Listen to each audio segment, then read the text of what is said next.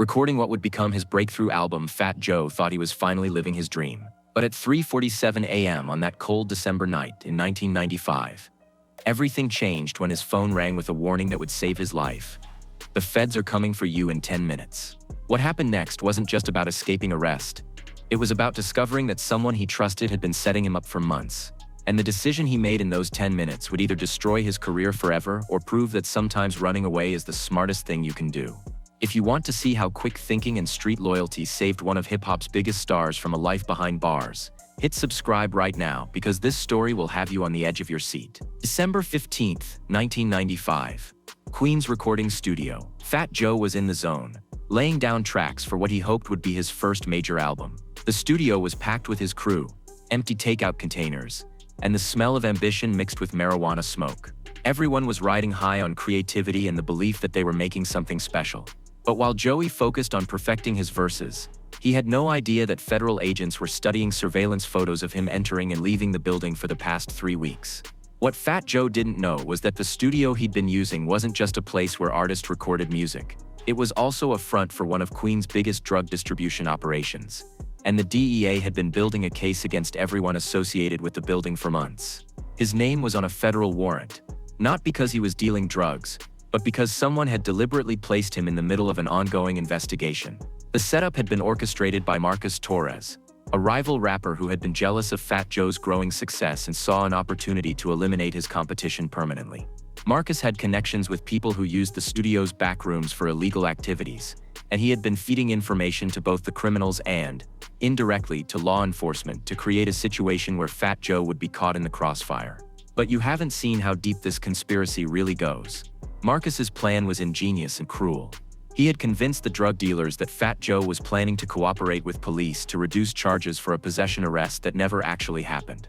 At the same time, he made sure that Fat Joe's recording sessions were always scheduled during times when major drug transactions were taking place in other parts of the building. The goal was to have Fat Joe arrested during a federal raid and then use his reputation as a snitch to destroy his credibility in the hip-hop community. For weeks, Marcus had been manipulating situations to make Fat Joe look suspicious. He arranged for Joe to be in the studio during major deliveries, made sure Joe's car was parked near known drug dealers' vehicles, and even planted rumors that Fat Joe was asking too many questions about other people's business. The federal surveillance teams had dozens of photos of Fat Joe seemingly connected to criminal activity, all created by Marcus's careful timing. The phone call that would save Fat Joe's life came from an unexpected source. Detective Ray Gonzalez, an undercover cop who had infiltrated the drug ring, but who had also grown up in the same neighborhood as Fat Joe. Ray wasn't supposed to warn anyone about the raid, but he knew that Fat Joe was being set up and that an innocent man was about to have his life destroyed by someone else's jealousy.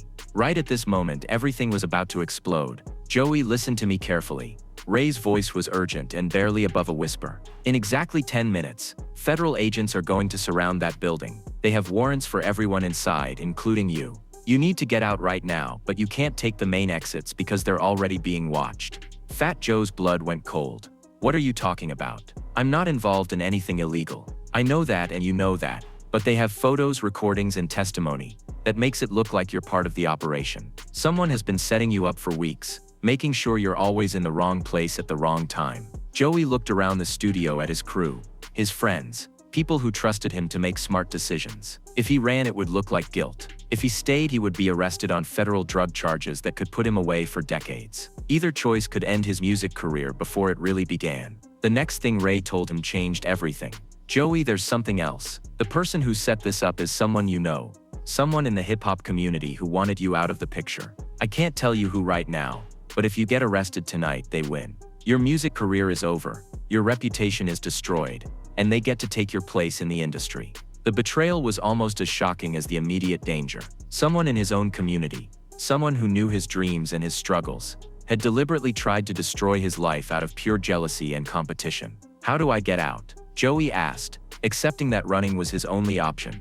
"There's a service tunnel that connects to the building next door. It's how they move the drugs without being seen. Take your crew and go through the basement. I'll create a distraction to buy you more time, but you need to move right now." Fat Joe made a decision that would haunt him for years but ultimately save his life. He gathered his crew, told them they needed to leave immediately without explanation, and led them toward the basement while federal agents positioned themselves around the building. When they reached the basement, Fat Joe discovered something that shocked everyone. The service tunnel Ray had told him about wasn't empty. It was full of drugs, money, and weapons, evidence of the criminal operation that had been using the studio as cover. But more shocking than the contraband was what else Fat Joe found: recording equipment that had been secretly taping conversations in the studio. And among the recorded conversations were private discussions between Fat Joe and his crew about their music, their plans, their personal lives. Someone had been recording everything they said for weeks, building a file on Fat Joe that could be used to make him look guilty of crimes he never committed. The level of surveillance and manipulation was overwhelming. This wasn't just about framing him for drug dealing.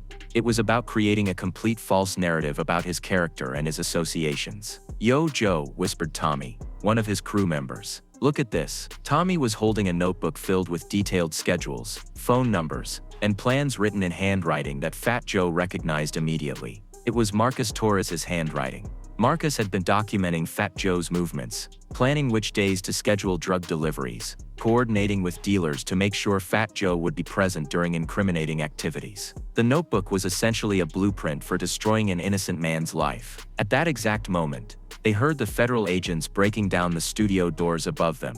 The sound of splintering wood, shouting voices, and heavy footsteps filled the building. Fat Joe and his crew were trapped in the basement with evidence of criminal activity all around them. Knowing that if they were discovered here, among the drugs and weapons, no one would ever believe they were innocent. "We need to move right now," Fat Joe whispered, leading his crew toward the tunnel entrance. But as they prepared to crawl through to safety, Fat Joe made a decision that surprised everyone, including himself. Instead of taking Marcus's notebook with him as evidence of the setup, he left it exactly where Tommy had found it. "Joe, what are you doing? This proves you were set up," Tommy argued. "No, it proves Marcus set me up, but it also proves I was in a place where I shouldn't have been. If I take this with me, it looks like I was stealing evidence. If I leave it here, maybe the feds will figure out what really happened when they process the scene." It was a calculated risk. Fat Joe was betting that federal investigators would be thorough enough to discover Marcus's conspiracy, rather than just looking for quick arrests. He was choosing to trust the system while still protecting himself from immediate arrest. The escape through the tunnel was more dangerous than anyone expected. The service tunnel was narrow, dark, and filled with obstacles that made quick movement almost impossible. Fat Joe and his crew had to crawl on their hands and knees for what felt like hours, but was probably only 20 minutes. Behind them, they could hear the federal agents searching the building, getting closer to discovering the basement entrance. When they finally emerged in the basement of the neighboring building, they found themselves face to face with the building's security guard, who was startled but not hostile. "You boys lost?" he asked, clearly understanding that something serious was happening, but choosing not to ask too many questions. "Something like that," Fat Joe replied, pulling out a $100 bill. "We were never here. You never saw us, and you definitely didn't hear anything from next door." The security guard pocketed the money and pointed toward a stairwell. "Exits that way. Good luck with whatever you're running from." Fat Joe and his crew made it out of the building and into the pre-dawn Queen streets just as police sirens began converging on the recording studio from multiple directions. They had escaped arrest, but their problems were far from over. What happened next would determine Fat Joe's entire future. For the next 3 weeks, Fat Joe couldn't go home, couldn't contact his family directly, and couldn't work on his music. He was essentially hiding in plain sight, staying with distant relatives and friends while trying to figure out how to clear his name without getting arrested. Every day brought news reports about the federal drug raid, and every day Fat Joe waited to see if his name would be mentioned. The breakthrough came when Detective Ray Gonzalez contacted him through an intermediary, with news that would change everything. The federal investigators had indeed found Marcus's notebook, and had begun to piece together the conspiracy. More importantly, they had discovered that the recording equipment in the basement had been installed by Marcus, and was being used to gather intelligence on multiple artists, not just Fat Joe. Marcus Torres had been arrested not for drug dealing, but for conspiracy, extortion, and wire fraud. His plan to frame Fat Joe had been so elaborate and well documented that it actually became evidence of his own criminal behavior. The federal agents realized they had been manipulated into targeting an innocent man, and the charges that would have been filed against Fat Joe were instead directed at Marcus and his co-conspirators. 6 months later, the full scope of Marcus's operation was revealed. The investigation revealed that Marcus had been running a sophisticated scheme to eliminate his competition in the hip-hop industry by creating fake criminal associations between rival artists and known drug dealers. Fat Joe wasn't his only target. Marcus had attempted similar setups against 3 other rising rap artists, using his connections in both the music industry and the criminal world to create false evidence. The federal case against Marcus made national news as an example of how jealousy and competition in the entertainment industry could lead to serious criminal behavior. Marcus was sentenced to 8 years in federal prison for conspiracy and wire fraud, effectively ending his own music career, while failing to destroy Fat Joe's. Fat Joe's reputation not only survived, but was enhanced by the revelation that he had been the victim of an elaborate setup.